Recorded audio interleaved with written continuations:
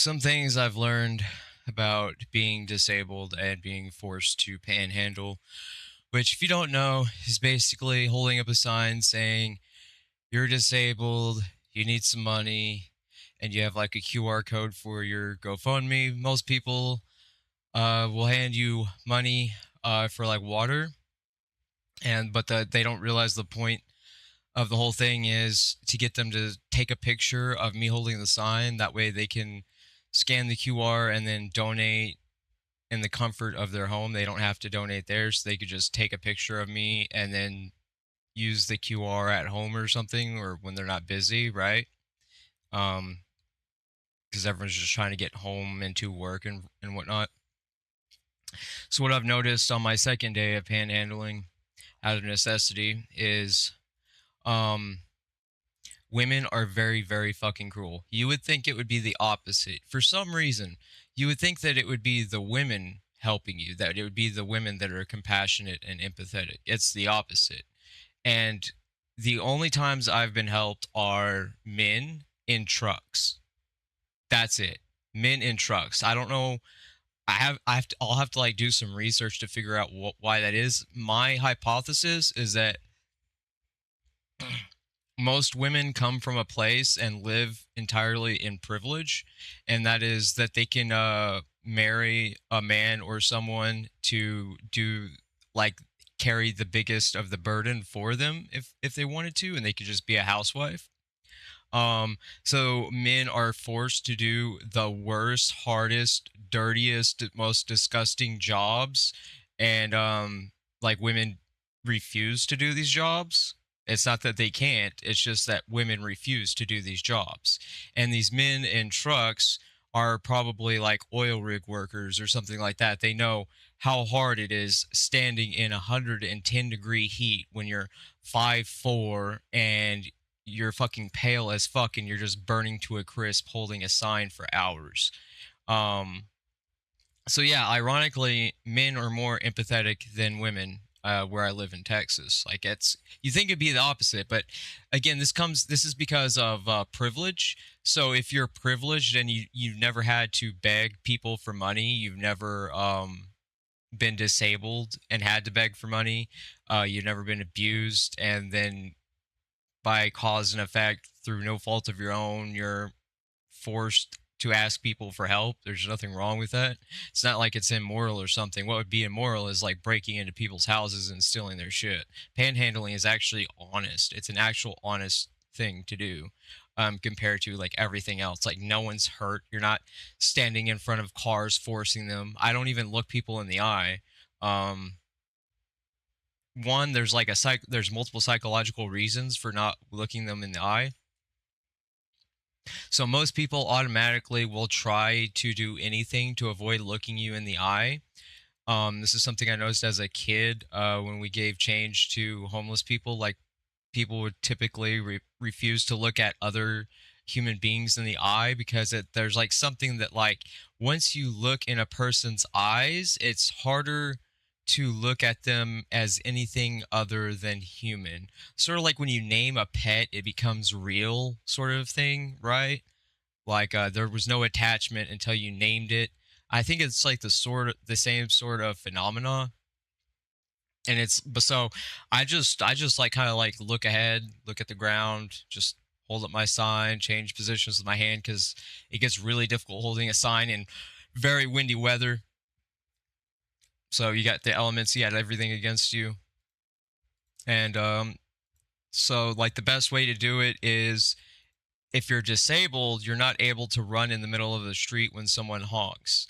So this is a way that disabled panhandlers are even more oppressed than regular panhandlers. Is that if a regular panhandler, if someone honks and waves to him to give them money, the panhandler can just run over there and grab it. Me, I'm like crouched over, I'm like limping and shit, and it just takes too long. They drive off.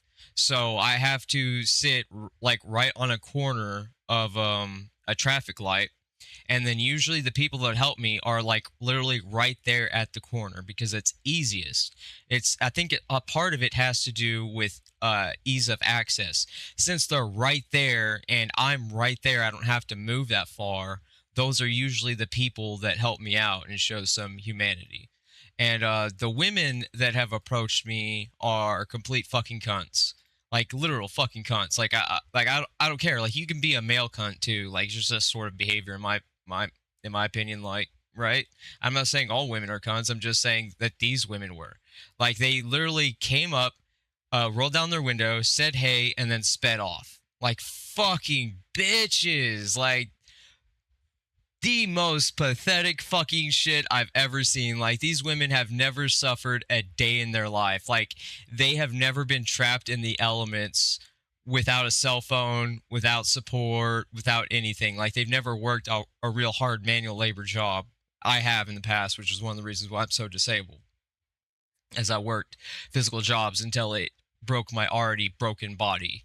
Um, I had notes saying I shouldn't be working, and then I worked anyways, and now I'm like just fucked physically. And yeah, so that's just some observations I made. That and if you don't look everyone in the eye personally, you don't remember seeing their faces of disgust, which can really demotivate you and then cause like a lot of psychological harm and feedback loops, Hyper-Sane feedback loops as well.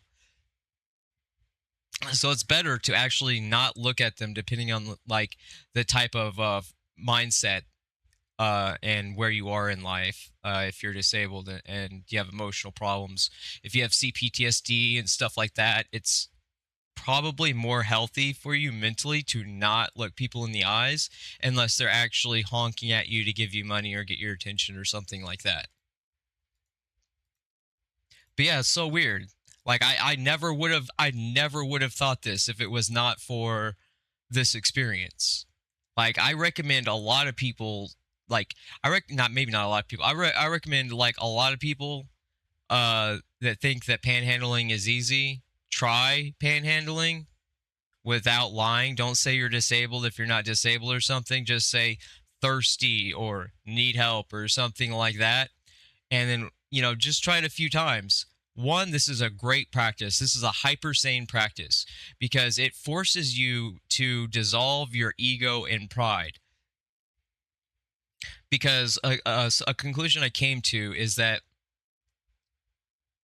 ego and pride, if you need help, they won't really get in the way. You will swallow your ego and pride to get help.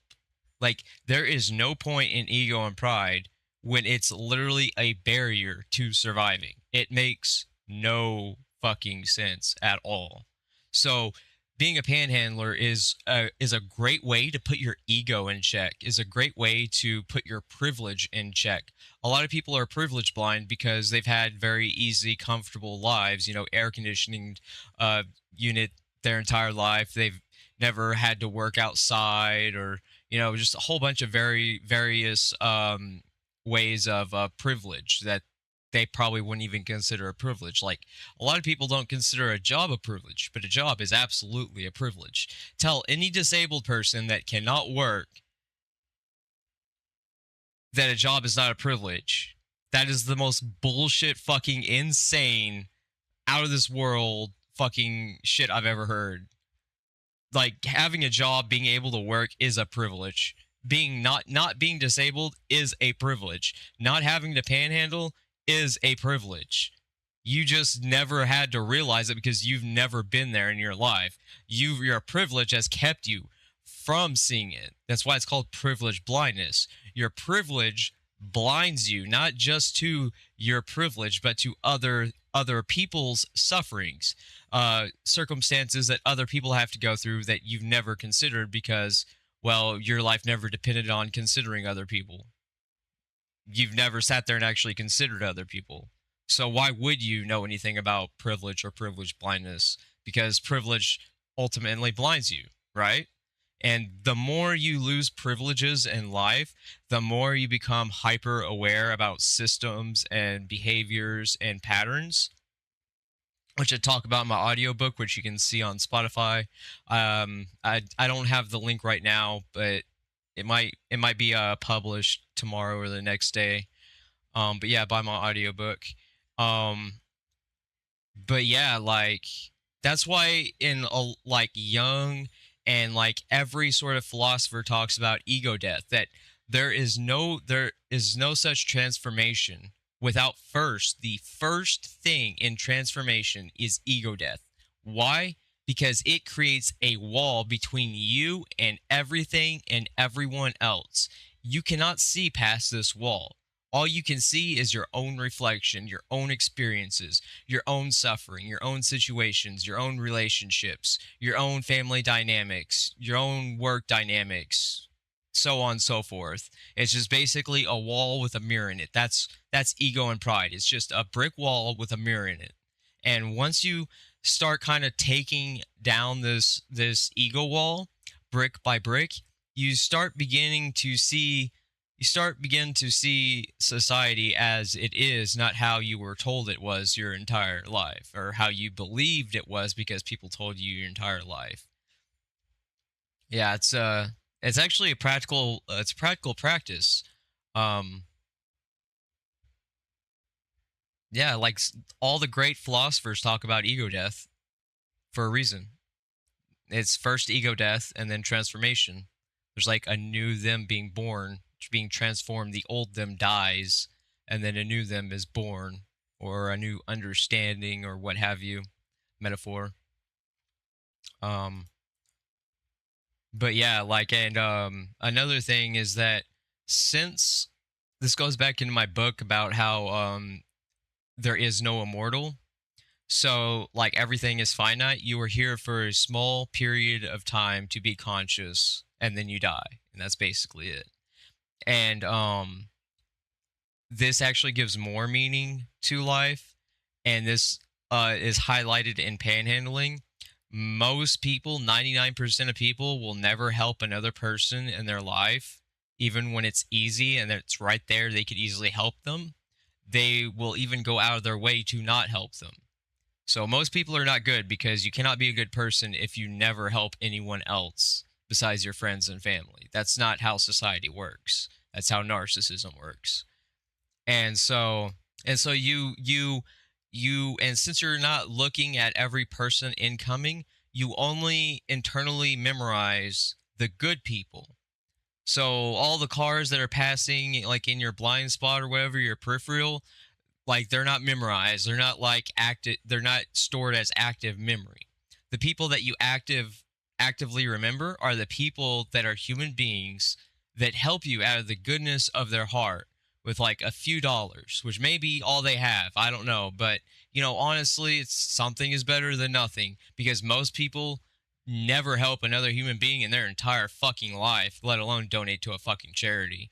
And don't even get me started on churches. Churches here in Texas, if you're donating to a church, you are hurting people that need help. The churches where I live in Texas, they do not help people. They hoard all of the charity money. There are people that have been begging these churches for years and that have not gotten a single iota of help from these churches. The First Presbyterian Church or Baptist Church or whatever where I live, they're rich. They're like the biggest church in the city. They have not helped us. We've applied online. They actually have an application online. We've called, we've waited in line, we've done everything. They won't even acknowledge us. They hoard all the money that they get for charity and they use themselves. They do not help people. Churches very, very seldom actually help people. Maybe it's just the biggest churches, because they're the biggest church because they don't help people. You got to think about it, right? The reason they're so big is because they're not actually dividing the money to those that need it, like Jesus would do, and etc. They're just hoarding it for themselves, right? Which is why you can't be a rich Christian according to Jesus. Um, yeah, just some food for thought for just a hyper sane insight on panhandling. I'll see what I learn next time.